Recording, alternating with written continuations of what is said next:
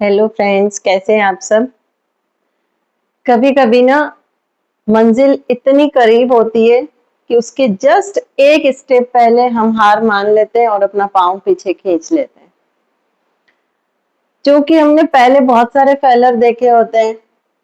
बहुत बार उस एग्जाम में फेल हुए होते हैं या बहुत बार उस लक्ष्य को नहीं प्राप्त कर पाते हो,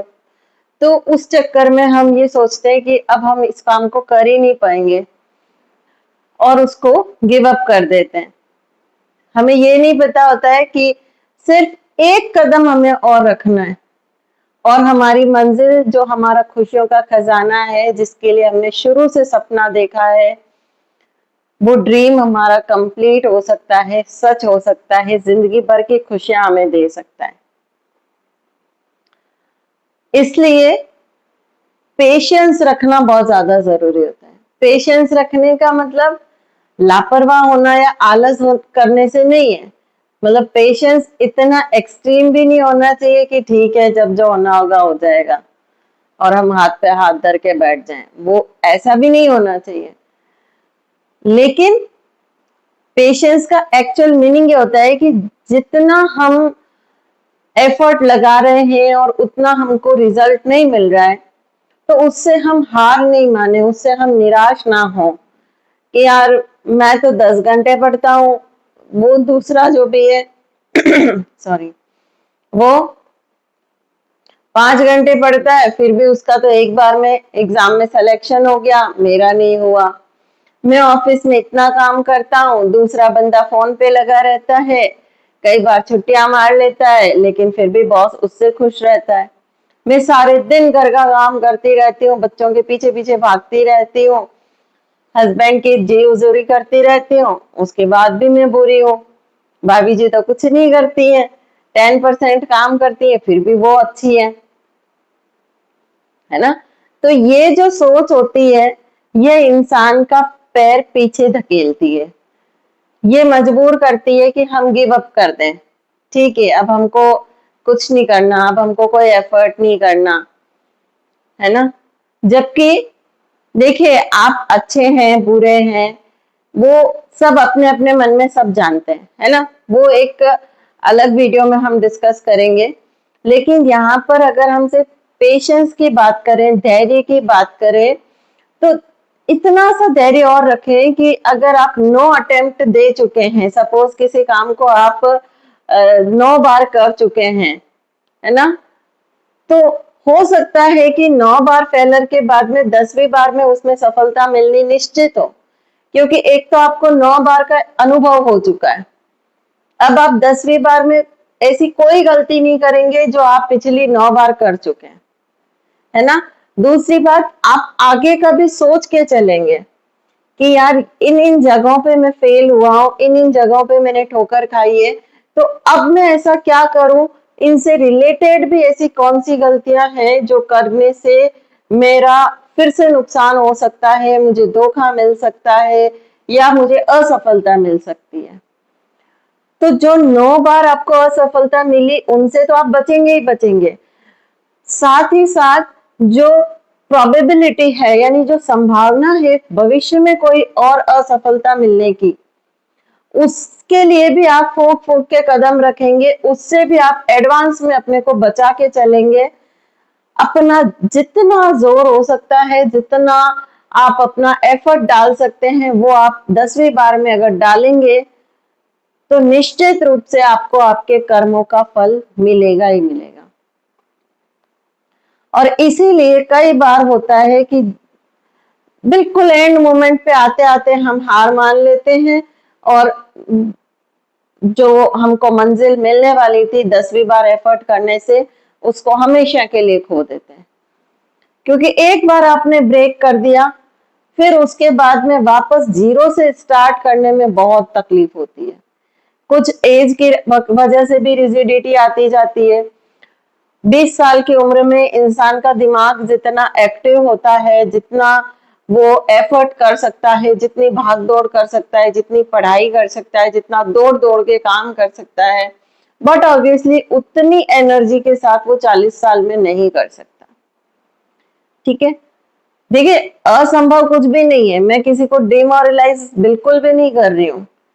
लेकिन यूनिवर्सल जो ट्रूथ है, जो फैक्ट है, वो मैं आपको बता रही हूँ कि बाय नेचर भी इंसान ने हमको सॉरी ईश्वर ने हमको जैसा बनाया है उस अकॉर्डिंग भी, क्योंकि 20 साल की उम्र में चढ़ता खून होता है ना। और दूसरी घर परिवार की इधर उधर की कोई ज्यादा टेंशन नहीं होती, ज्यादा जिम्मेदारियां नहीं होती है, तो इंसान अपना 100% जो भी एफर्ट है वो अपने उस पर्टिकुलर काम में लगा सकता है, और इसीलिए उस टाइम पर सफल सफल होने की संभावनाएं बहुत ज्यादा होती है। लेकिन एक बार अगर आपने गिव अप कर दिया, एक बार आपने हार मान ली, अब आपने 2 साल 3 साल 5 साल बाद आपको पछतावा हुआ और आपने सोचा कि चलो एक और ट्राई करके देखता हूं, तो अब आपको वापस वो नॉट होकर खाके और 10वीं बार में सफलता मिलने का योग बन सकता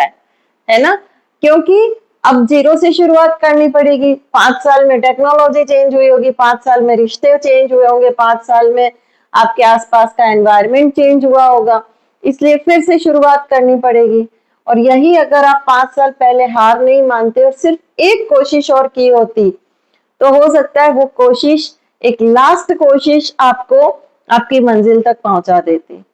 इसलिए कभी भी गिव अप ना करें और अपने आप को एक्स्ट्रा ओवर टॉर्चर भी ना करें। अगर आपने अपना 100% देके देख लिया, अभी तक जो हमने बात करी वो उन लोगों की थी जो 9 एफर्ट्स अनसक्सेसफुल होने के बाद 10वें में गिव अप कर देते हैं। अब हम बात कर रहे हैं जिन्होंने 10 में से 10 एफर्ट डाल दिए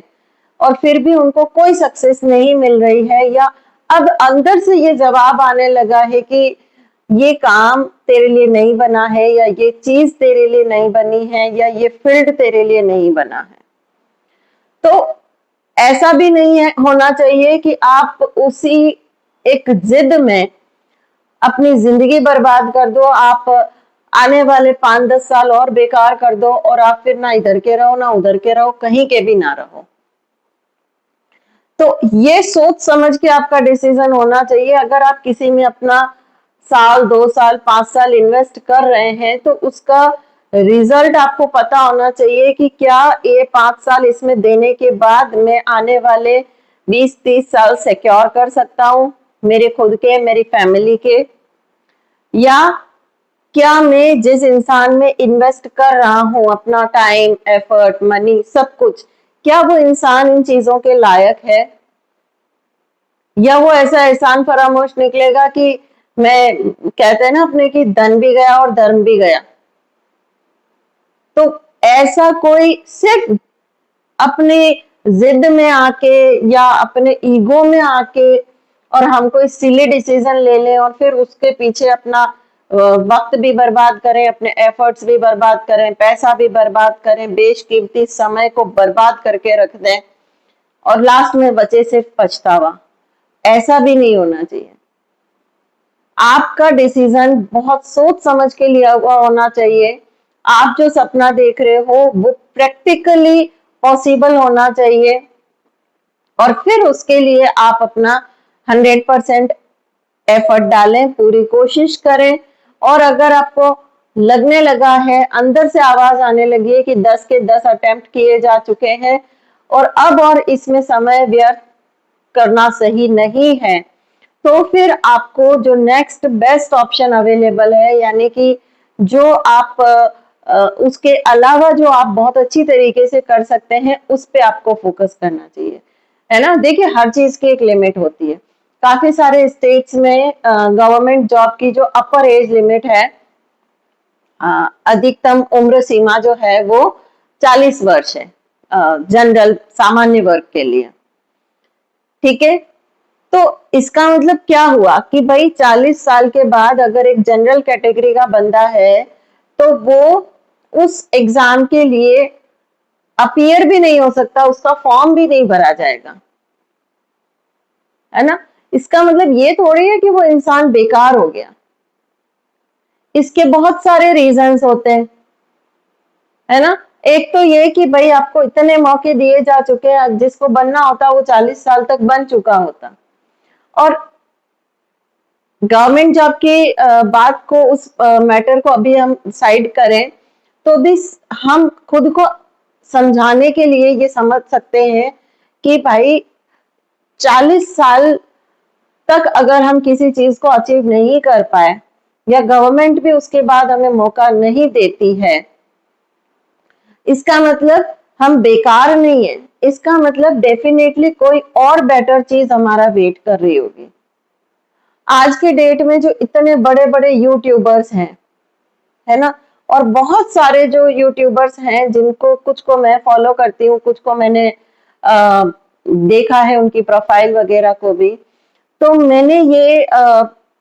निष्कर्ष निकाला कि अधिकतर यूट्यूबर्स जो हैं उनमें से वो कोविड के टाइम पर यूट्यूब से जुड़े, कोविड के टाइम से उन्होंने यूट्यूब को अपना एक तरीके से कह सकते हैं कि सब कुछ समर्पित करना शुरू किया, और विद इन 4 to 5 years आज वो मल्टी मिलेनियर बन के बैठे हैं, कोई लखपति कोई करोड़पति बन के बैठा है और आराम से अपनी लाइफ को जी रहे हैं। तो अब ऐसे देखा जाए तो यूट्यूब जो कोविड का टाइम था वो कितना ज्यादा पेनफुल था, बहुत लोगों के लिए बहुत दुख लेके आया, है ना, बहुत कुछ खोया लोगों ने। लेकिन उसमें भी जिन लोगों ने हार नहीं मानी, जिनकी नौकरियां चली गई उन्होंने हार नहीं मानी, जिनके परिवार का कोई इंसान चला गया उन्होंने हार नहीं मानी, आसपास का ऐसा रोने चीखने चिल्लाने वाला वातावरण देख के उन्होंने हार नहीं मानी, अपनी हिम्मत नहीं तोड़ी, और उन्होंने ये सोचा कि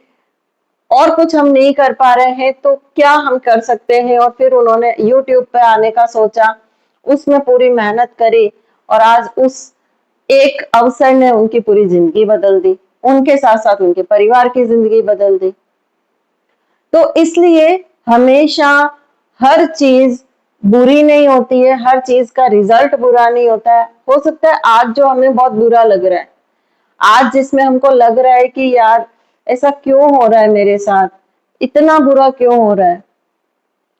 लेकिन हो सकता है कि उसमें कुछ ऐसी परमानेंट अच्छी खुशी छुपी हुई हो जो नियर फ्यूचर में ईश्वर आपके सामने ला दे, और तब आपको समझ में आएगा कि वाकई में हार नहीं मानने का रिजल्ट ईश्वर हमेशा अच्छा देता है। इसलिए अपनी तरफ से अपना 100% एफर्ट डालें, 10वें स्टेप पर आकर गिव अप ना करें, और अगर 10 के 10 स्टेप्स अपनाए जा चुके हैं तो फिर प्रोफेशनली जो हम कहते हैं बाटना एनालिसिस, यानी कि जो आपका सेकंड बेस्ट ऑप्शन आपके पास अवेलेबल है उस पर आप काम करना शुरू करें और पूरे मन से काम करें। डेफिनेटली आपको अच्छे कर्मों का अच्छा फल वो ईश्वर जरूर देगा। Wish you all the very best. Thank you so much. जय हिंद।